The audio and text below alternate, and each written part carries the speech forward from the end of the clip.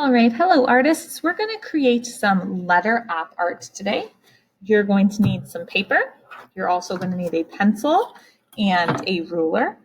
Later on, we're going to need a Sharpie and something to color with. So I chose crayons. It could be markers or colored pencils as well.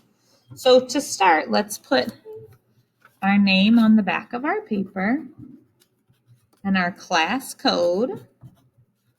Now we're ready to get started. So the first step is to draw a block letter, it can be any letter that you like, in the center of your paper. So I want to keep my paper nice and tall. You could also do it wide. That's your choice. So what I'm going to do is lightly sketch. It's important that you do this lightly because we are going to be erasing that line. Lightly sketch your letter of choice, okay? And then what we're going to do is we're going to draw a line, kind of like a bubble, around the outside of the letter that we first drew. So I want to keep my angles nice and sharp, so I still kept this kind of pointy right there. So I drew a bubble around the outside. Now let's draw a bubble on the inside. So we just fattened up our letter. It was real skinny and now we fattened it up. Let's erase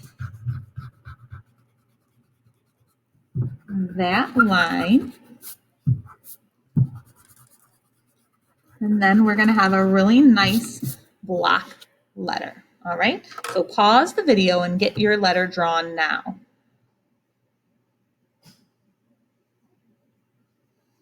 All right, you're all done drawing your letter. Time for the next step. We're going to be creating lines that start from the outside of the page and come towards the center of the paper. We want to make sure they come to the same spot. So I'm going to choose to put the lines to come right here. I chose that spot because it's sort of the center of the B, my letter B. I would choose your spot also sort of in the center of your letter, okay? So then to create these lines, we're going to use our ruler. For me, it's helpful to put the point of my pencil on top of that dot and then just kind of slide my ruler up to the pencil. Now we have to create an even number of lines. So I'm going to start at the dot and draw a line that comes off the page. Okay, we want to do everything lightly today so that if we need anything erased, then it's not too hard to do that. So always want to draw light till you get it right. Now I'm just kind of guessing, trying to keep these kind of evenly spaced. Okay, it's just sort of like eyeballing it. So starting at the center and going out. Once we start to get a little, like maybe halfway across the paper, halfway done with our lines, I want to start to count and see how many I have because I have to make sure that I end with an even number. So let's see how many I've done so far. 1, 2, 3, 4, 5, 6, 7, 8. Okay. So now we have, let's line it up with that dot, 9, 10, 11, and 12. So 12 is an even number. Now I have all those lines drawn. Pause the video and you do that now.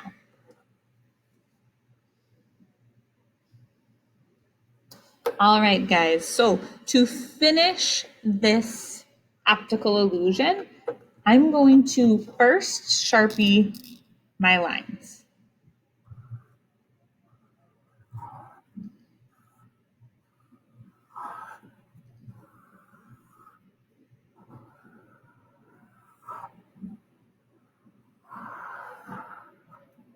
So I started at my B. Because I did use my ruler before, I am going to use my ruler again. Because if I freehand those lines, if that means I don't use the ruler, then they're going to be kind of sloppy. So let's just get those colored.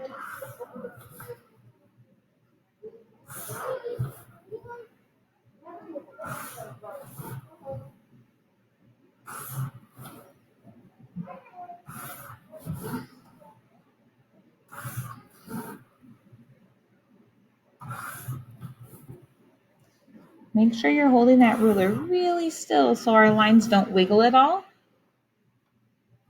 Also, now's the time to fix it if it was a mistake. So you can see mine was a little off there and I fixed it with the Sharpie. Okay, so now I have everything really great and clear. Now it's time to color.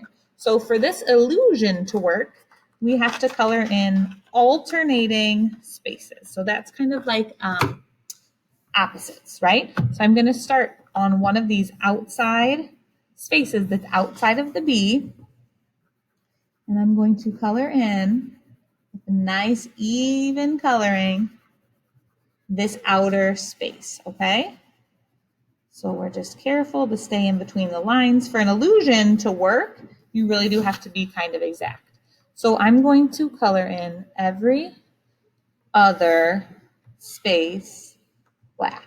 So you can see kind of I planned ahead. Okay, I need to do these spaces black. Go ahead and do that. I'm going to pause our video so I. All right, guys, so we colored in the alternating spaces with one color, like we talked about. Now, inside of the letter, we have to do the opposite space with this same color that we chose, okay? So this space is colored in, right? So this space is not going to be colored in. So I'm just going to make a little bit of a mark here so that I can keep track where I'm coloring in, okay? So not colored in, colored in, not colored in. Colored in, not colored in. Colored in, not colored in. So I'm just keeping track, make sure that it's opposite of what you did in the outside space. So we're going to take our time and color those in neatly now.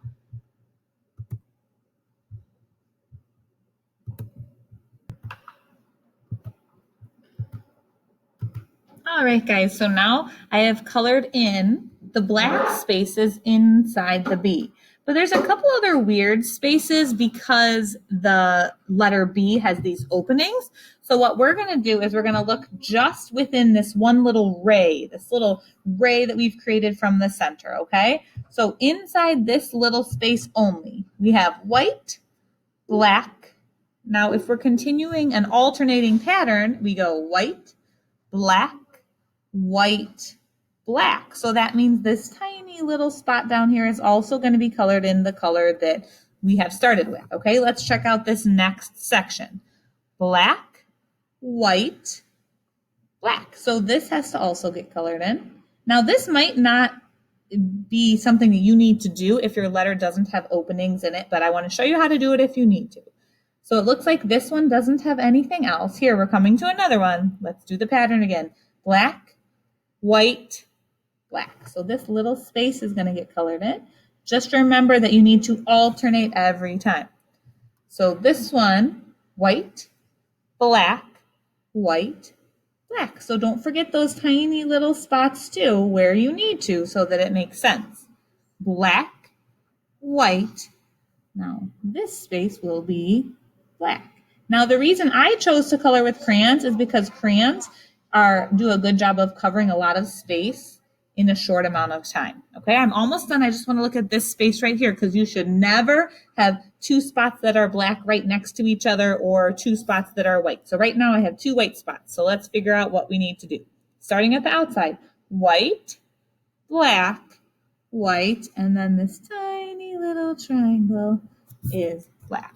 Okay, so now that we've completed with our first color, we're going to choose our second color. I think I'm going to do kind of this violet, red, magenta color. Now, if you did all the black spaces or the first color spaces correctly, then the rest of the open space is all going to be colored in with this color. So I'm going to pause. You guys go ahead and do that now, and I will. All right, now I have finished coloring in my optical illusion art. If you want it to be an even stronger optical illusion, you can come back in and use a little bit harder pressure so that your colors are a little bit darker and more filled in, trying to really cover the white space. And if you go back in and do that over all of your colors, then the illusion is going to be a little bit stronger. All right, nice job today, fourth grade artists.